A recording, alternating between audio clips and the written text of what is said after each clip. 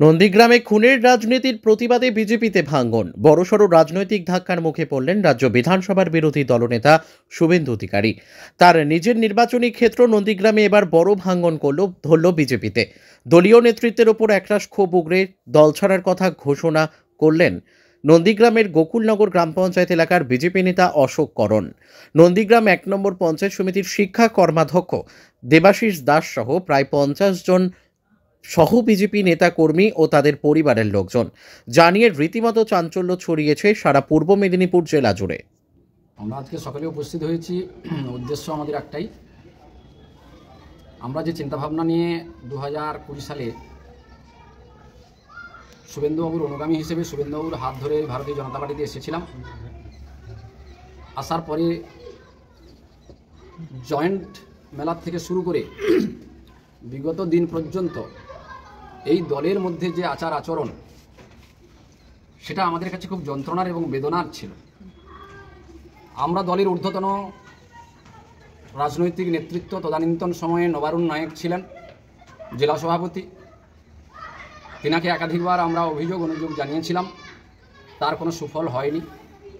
পরবর্তী সময়ে প্রলয় পালকেও আমরা একাধিকবার অনুযোগ জানিয়েছি যে এখানের ভারতীয় জনতা পার্টির কিছু কর্মী যে আচার আচরণ করছে, এই বিষয়গুলো আপনারা দেখুন। এ নিয়ে ভারতীয় জনতা পার্টির কোনো নেতৃত্ব কোনোরকমভাবে এই 4টা বছর কোনো গুরুত্ব দিল না। পরিশেষে গোকুলনগর গ্রাম পঞ্চায়েতের ভয়ঙ্কর দুর্নীতির বিষয়টা দলের নজরে আমরা দিলাম।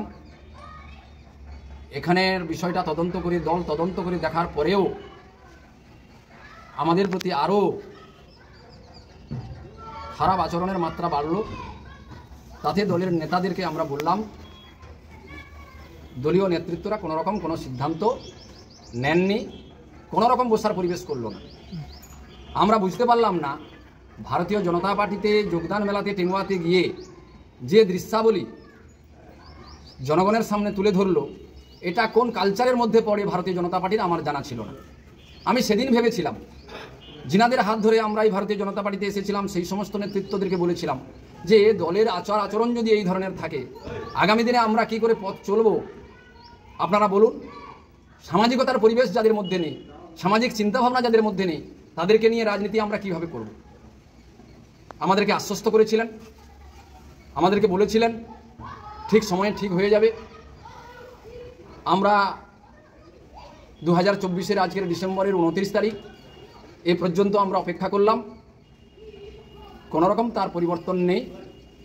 দিনের পর দিন, রাতের পর রাত ভারতীয় জনতা পার্টির কিছু কর্মী নেতৃত্ব, বিশেষ করে আমাদের এই মণ্ডলের যে আচার আচরণ, তা সামাজিকতার পক্ষে নয়, দলের পরিপন্থী নয়, দলের সুখকর নয়।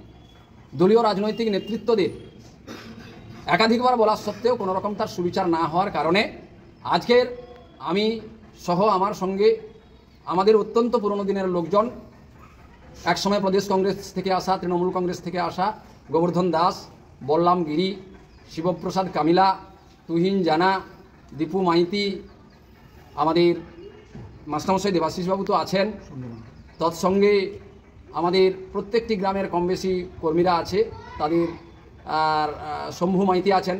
শম্ভু মাইতির বাড়ি শিমুলকুণ্ডু, তিনি এক সময়ে সিভিকের চাকরি করতেন।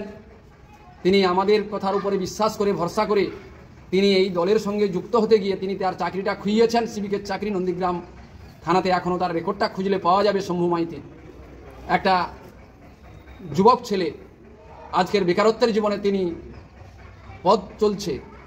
আমরা দলের দ্বারস্থ হয়েও তাদের কোনো সুবিচার নেই। শুধু একটাই কথা বলবো ভারতীয় জনতা পার্টির কর্মীদের, আপনারা 4 বছর যে যন্ত্রণা আপনারা দিয়েছেন, অনুরোধ করব আপনারা অন্তত সেই পরিবেশ আর ফিরিয়ে আনবেন না। আমাদেরকে সুস্থভাবে থাকতে দিন। অনেক যন্ত্রণা দিয়েছেন, আর সামাজিকভাবে আমাদেরকে বিপর্যস্ত করবেন না।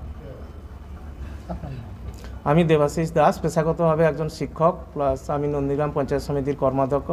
আমি এই অবস্থা অনুভব করে আমি বহু আগে কর্মাধ্যক্ষর পদ ছেড়ে দিয়েছি। সেপ্টেম্বর মাস 5 সেপ্টেম্বর আমি শিক্ষক দিবস উদযাপন করেছিলাম ব্লকে। গোটা ব্লকের 30-32টা হাই স্কুল আর 122খানা প্রাইমারি স্কুলকে নিয়ে 5 দিন অনুষ্ঠান করেছিলাম, খেলাধুলা, সাংস্কৃতিক অনুষ্ঠান, শিক্ষক দিবস। সেগুলো শেষ করে আমি সেই দিনই বুঝিয়েছিলাম যে এই দলে আমার কর্মায়ু আর বেশি দিন নয়। আমি সেই দিনই কর্মাধ্যক্ষর পদ থেকে বিডিওকে লিখিতভাবে জানিয়েছিলাম।